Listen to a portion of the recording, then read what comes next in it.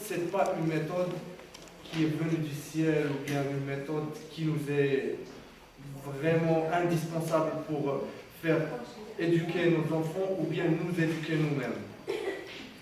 D'abord, premièrement, le homeschooling, il traite des faiblesses personnelles de chaque enfant, de ses besoins, de ses intérêts et de ses forces.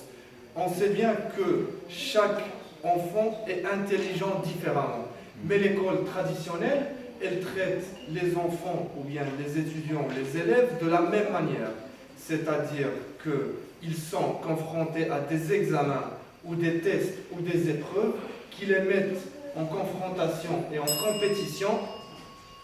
Et ces examens, leur but, c'est juste d'avoir une meilleure note et d'être le premier. Alors que ce genre de comportement ne fait qu'accroître ce sentiment soit de supériorité, donc d'égoïsme, ou bien d'infériorité de quelques enfants qui peut-être ne sont pas intelligents dans un certain domaine, ou bien qui n'ont pas l'environnement pour être meilleurs que d'autres. Donc l'école traditionnelle ne fait que accroître ce sentiment de compétition, de confrontation, de ce climat toxique.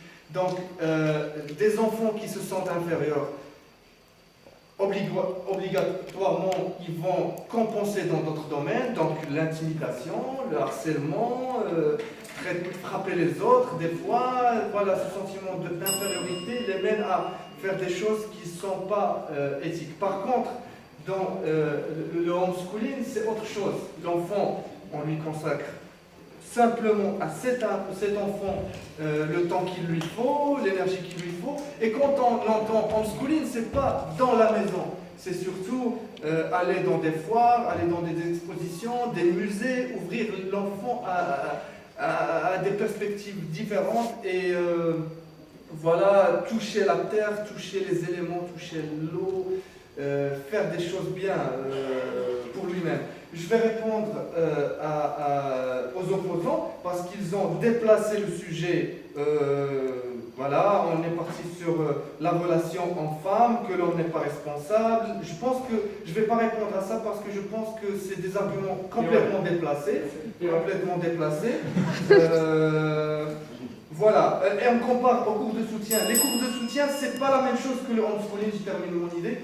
Les cours de soutien, c'est la même chose que l'école traditionnelle, donc je pense que l'opposition s'est mis des bâtons dans les roues en comparant le homeschooling avec les cours de soutien.